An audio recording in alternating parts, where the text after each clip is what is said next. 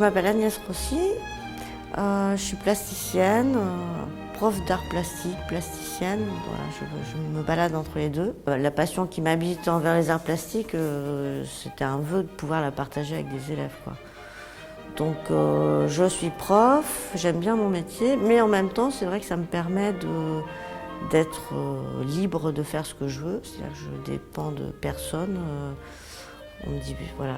Et ça, j'ai toujours tenu à ça aussi, c'est être indépendante. Et si j'ai envie de dessiner un jour, je dessine. Si j'ai envie de passer à la sculpture, je peux. Si j'ai envie d'essayer de faire des petits clips vidéo en images de synthèse, je peux aussi. En fait, j'ai de compte à rendre à personne. Je suis comme une éponge, quoi. Je m'imbibe et je peux pas faire parce que j'ai pas le temps. Donc pendant les vacances, il faut que ça sorte. Alors selon ce que j'ai à dire, ça sort en dessin, ça sort en peinture, ça sort en sculpture. Là, cette année, j'ai beaucoup travaillé la sculpture. Donc là, il y a des porcelaines.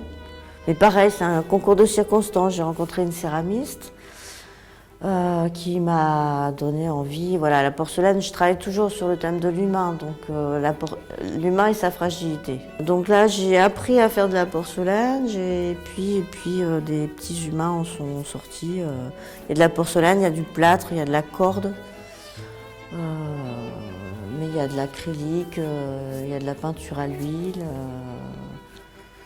de la mine de plomb, tout. En fait, c'est un peu, j'ai envie d'essayer tout, quoi.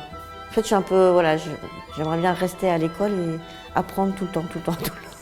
À l'occasion de cette expo, j'ai fait des sortes de papier peint pour occuper l'espace. Et en fait, voilà, j'ai appelé ça humain comme papier peint, quoi.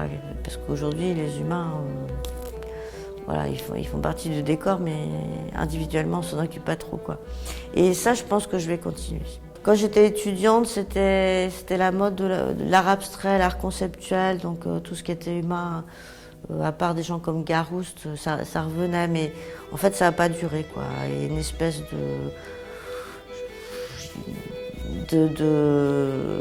c'est plutôt la technologie qu'on met en avant, voilà.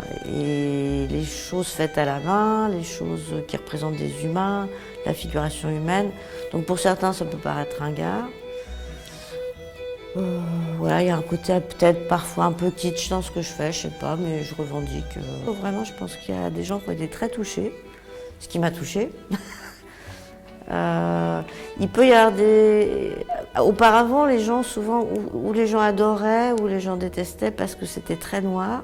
Et je pense que cette expo-là, bon, il y a quelqu'un qui m'a dit sur le livre d'or qui a marqué votre expo est trouillement drôle.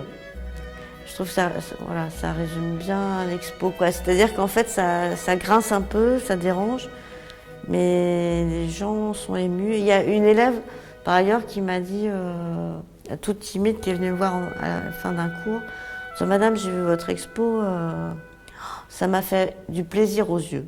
Les gens ne parlent pas trop, les gens regardent, les gens n'osent pas dire. En fait, ça, je crois que c'est particulier à la France. J'avais eu l'occasion de faire une expo en Italie. Et en Italie, les gens parlent, ils sont devant les tableaux, ils disent leurs émotions et ils n'ont pas peur de se tromper, quoi. Et je pense qu'en France, on a une espèce de trouille devant les arts plastiques qui fait que les gens ont peur de dire ce qu'ils ressentent. Je suis d'origine italienne, donc gamine, on allait en Italie. Alors, un des premiers artistes que j'ai pu voir en reproduction, c'était les dessins de Léonard de Vinci. Et il fallait que je m'achète tous les posters que je voyais dans Florence. Donc ça m'a marqué à vie, ça c'est sûr. J'ai montré ce que je faisais toute seule, Et voilà, c'était l'occasion de montrer. Donc il y a 4 ans de travail, donc ça c'est génial de pouvoir montrer. Chez moi, je ne peux pas voir en fait. Je vois ce que je fais, mais après je suis obligée de ranger pour passer à autre chose.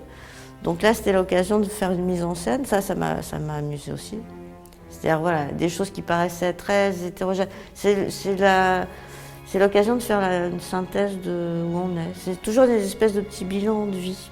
On s'offre un spectacle, quoi, et on l'offre aux autres. Donc je suis ravie.